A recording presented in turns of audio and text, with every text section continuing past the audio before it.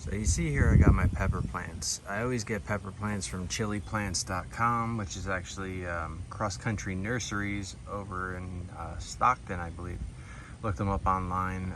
They're the best place to get hot peppers. They have varieties that are not hot at all, and sweet peppers and tomatoes and things like that, but they really specialize in these hot peppers.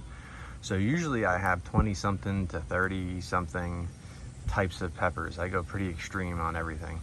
But this year, obviously, things were much different, and I decided to scale back quite a bit.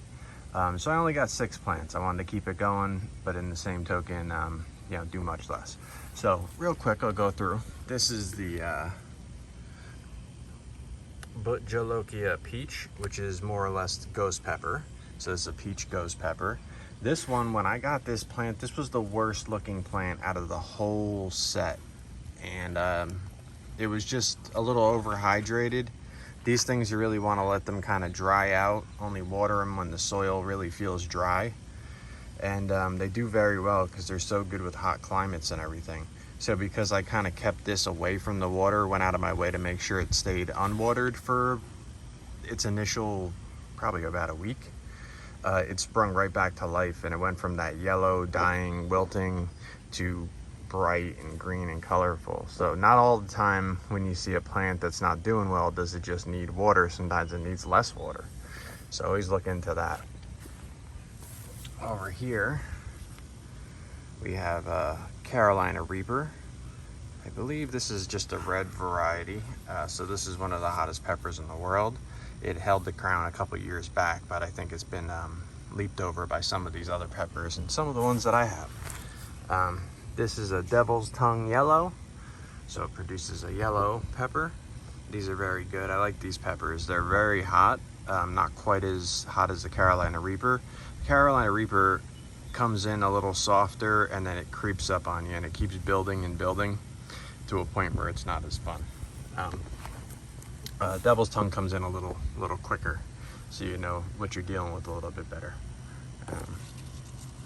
This one here is called 7-Pot Mad Balls. This is a very hot pepper.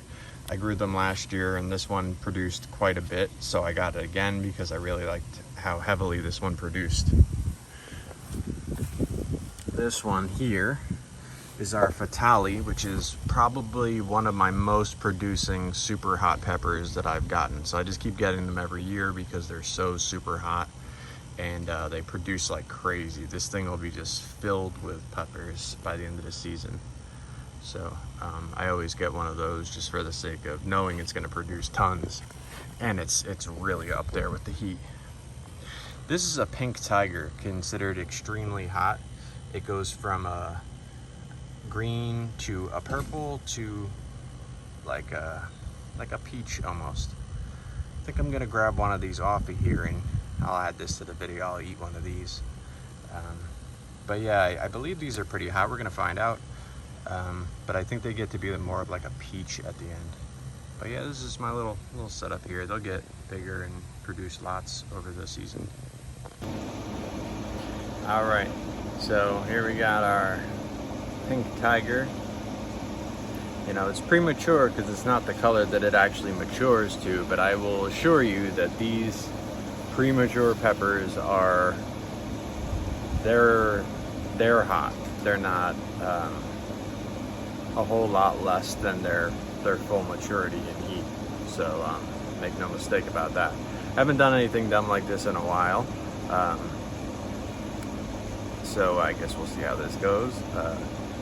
We used to do a lot of pepper challenges and things like that. I did the pepper nut challenge. It's like different types of like hot pepper powders, like the super hot Carolina Reaper, this, that, and there's like 6 levels of it. I did that. We would play pepper pong every year at our barbecues, and it was like beer pong, only you put water in the cups, you number the cups 1 to 10, and I'd have 10 different types of peppers cut up in Tupperwares. So whatever number that other team hit, someone on your team had to eat that number out of the cup. So you saw a whole lot more panic than you've ever seen in beer pong. Because people who play beer pong, they're looking to drink, so they're not really worried about winning or losing. It's just kind of whatever. You saw panic in some of this. It was a lot of fun. Definitely going to bring that back at some point. But for now, let's see what this Pink Tiger does. I got my water here, which I'm going to need very soon. There's no me holding out for 3 minutes or any of these crazy challenges that I'm going to do for you. But today, I'm just going to show you this nonsense and see what happens.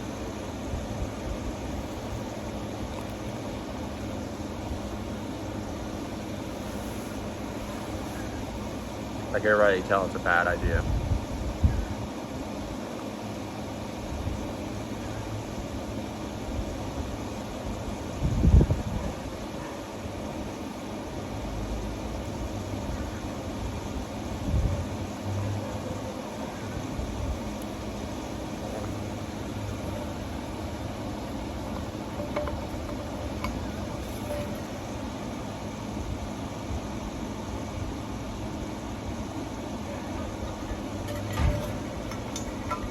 I'll leave that open. Yeah. It's got that kind of nuclear heat. I feel it like building. I generally cook with these things, make sauces with them, things like that.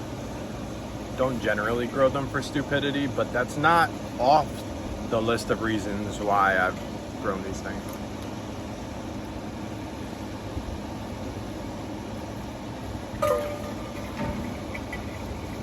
All right. Under control. Still hot, eyes watered a little bit. But definitely done worse. I feel the internal heat, but not where it feels dangerous. I've had where I've eaten some of this hot stuff and you could feel it going down your whole intestinal tract. And then as soon as it hit the stomach, it was like, no, we're not staying here. And it comes back, which is way worse than going down, FYI. So anyway, this is just to cap off the gardening videos today. Something a little extra, a little fun, and kind of hot.